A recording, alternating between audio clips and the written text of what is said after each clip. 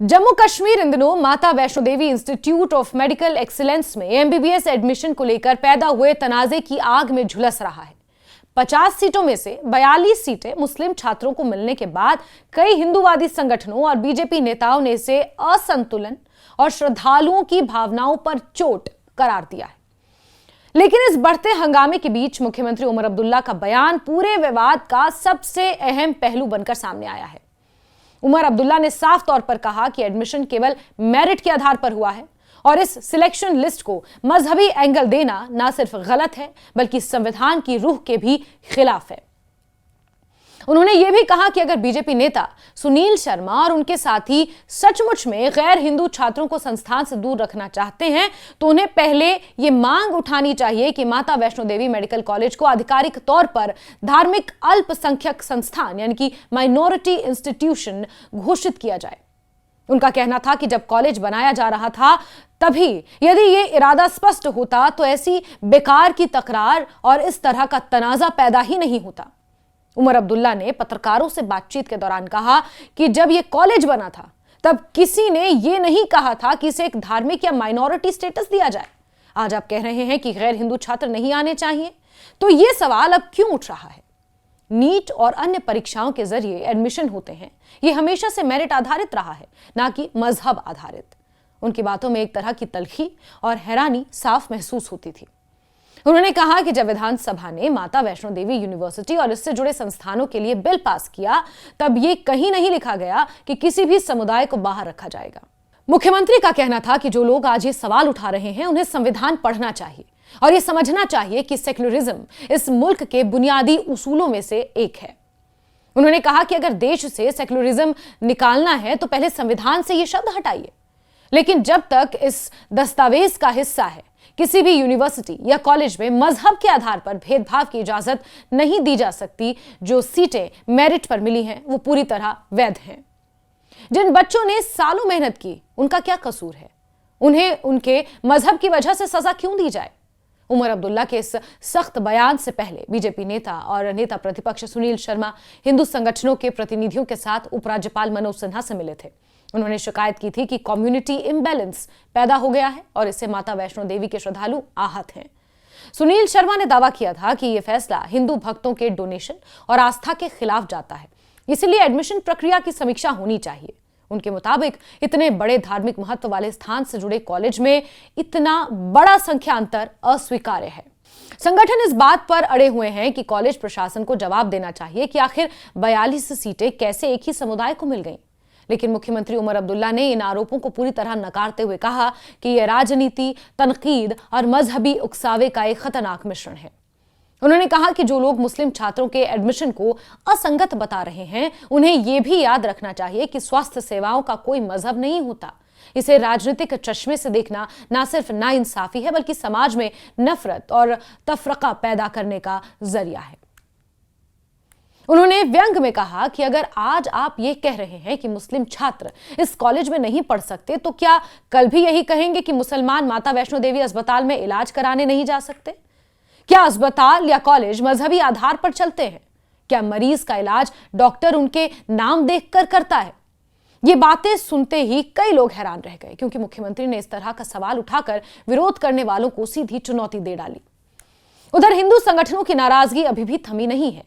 उनका कहना है कि यह घोर लापरवाही है कि कॉलेज प्रशासन ने पहले ही नहीं सोचा कि इतनी बड़ी संख्या में एक ही समुदाय के छात्रों का चयन विवाद पैदा कर सकता है। संगठन ये भी कहते हैं कि अगर कॉलेज दान दाताओं के पैसे से चलता है तो समुदाय की धार्मिक भावनाओं का सम्मान होना चाहिए। हालांकि संविधान विशेषज्ञों का कहना है कि शिक्षा संस्थानों का संचालन दान दाता या ट्रस्ट के आधार पर तय नहीं होता। एक बार जब कोई संस्थान राज्य मान्यता प्राप्त हो जाए उसकी नीतियां राष्ट्रीय मेडिकल आयोग और सुप्रीम कोर्ट के दिशा निर्देश तय करते हैं, ना कि धर्म या मजहबी पहचान। यह पूरा विवाद अचानक तब भड़का जब एडमिशन सूची जारी हुई और 50 सीटों में से 42 सीटें मुस्लिम छात्रों के नाम गईं। जैसे ही आंकड़ा सामने आया सोशल मीडिया पर तंज, इल्जाम, अविश्वास, गुस्से की लहर दौड़ पड़ी। लेकिन शिक्षा विशेषज्ञों का कहना है कि यह पूरी तरह संभव है कि किसी भी परीक्षा में एक समुदाय से ज्यादा बच्चे अच्छा प्रदर्शन कर दें। यह खुदा न खास्ता किसी साजिश का नतीजा नहीं होता बल्कि महज मेरिट का खेल है। उमर अब्दुल्ला ने भी ये कहा कि बीजेपी नेताओं को विधानसभा में पास हुए इस एक्ट को जरूर पढ़ना चाहिए, जिसमें यह साफ लिखा है कि एडमिशन हमेशा मेरिट के आधार पर होंगे। उन्होंने कहा कि जो छात्र मेरिट के आधार पर चुने गए हैं, उनकी मेहनत पर शक करना न सिर्फ गैर जरूरी है बल्कि अमानवीय भी। वो बार बार इस बात पर जोर देते रहे हैं कि ये विवाद असल में कुछ लोगों की गलत फहमियों और मजहबी तंगदिली से पैदा हो रहा है। ये पूरा मसला अब सिर्फ एडमिशन का मामला नहीं रह गया, ये एक बड़ी बहस बन चुका है कि शिक्षा, आस्था, राजनीति की सीमाएं कहां खत्म होती हैं और कहां से शुरू होती हैं। मुख्यमंत्री का यह बयान कि अगर आप गैर हिंदू छात्रों को कॉलेज में आने नहीं देना चाहते तो पहले इसे माइनॉरिटी इंस्टीट्यूट घोषित कीजिए, इस तनाजे को एक नए मोड़ पर ले गया है, क्योंकि माइनॉरिटी इंस्टीट्यूट बनने के बाद किसी भी संस्थान को कानूनी रूप से यह अधिकार मिल जाता है कि वो अपने समुदाय आधारित प्राथमिकताओं के अनुसार छात्रों का चयन कर सके। अब सवाल यह है कि क्या बीजेपी इसके लिए तैयार है? क्या श्राइन बोर्ड इस दिशा में कोई कदम उठाएगा या फिर मामला इसी तरह बयानबाजी, तनकीद और तनाजे की गर्द में चलता रहेगा? लेकिन एक बात तय है, मौजूदा स्थिति में न सिर्फ छात्रों में बेचैनी बढ़ रही है बल्कि प्रदेश की सियासी फिजा में भी एक नई तरह की बेचैनी और एहतियात पैदा हो रहा है।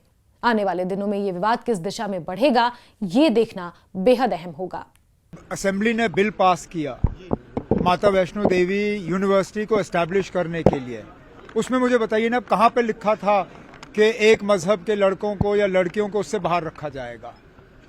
उस वक्त ये कहा गया था कि इसमें एडमिशन जो है मजहब देख के नहीं होगा, सिर्फ मेरिट देख के होगा। अब जब मेरिट के बुनियाद पे एडमिशन के फैसले हो जाते हैं तो कुछ लोगों को ये पसंद नहीं है। अगर आपको बिना मेरिट के एडमिशन करना है तो सुप्रीम कोर्ट से इजाजत ले लीजिए, क्योंकि जहां तक मैं जानता हूं बिना मेरिट के आप एडमिशन दे नहीं सकते हो। और यहां मेरिट को एक तरफ रख के सिर्फ मजहब देख के जो है एडमिशन के फैसले लिए जा रहे हैं, जो कि कम से कम जहां तक मैं जानता हूं हमारे मुल्क के आईन में इस बात की इजाजत नहीं है।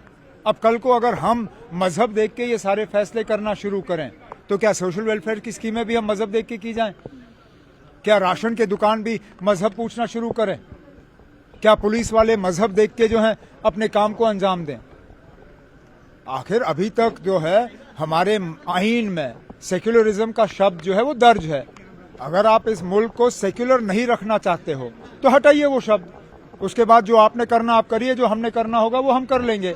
लेकिन मैं फिर इस बात को दोहराता हूँ, बीजेपी को शायद अब सुनील शर्मा को आए हुए चंद ही दिन हो गए, उन्हें वो असेंबली का जो एक्ट है वो निकालना चाहिए। वो रिकॉर्ड में होगा, असेंबली के रिकॉर्ड में होगा। एलओपी हैं, असेंबली के सेक्रेटरी से वो रिकॉर्ड मांगे और देखें ना, जो बिल पास हुआ है उसमें कहीं पे ये दर्ज हुआ है कि मजहब देख के जो है सीटों का बंटवारा होगा। उसमें सिर्फ और सिर्फ मेरिट के बुनियाद पे सीटों का फैसला होना था इम्तिहान के बाद। अब इन बच्चों का क्या कसूर है अगर मेरिट जो है इम्तिहान में ये आगे आ गए? मेहनत करिए और इम्तिहान पास करिए और एडमिशन हासिल करिए।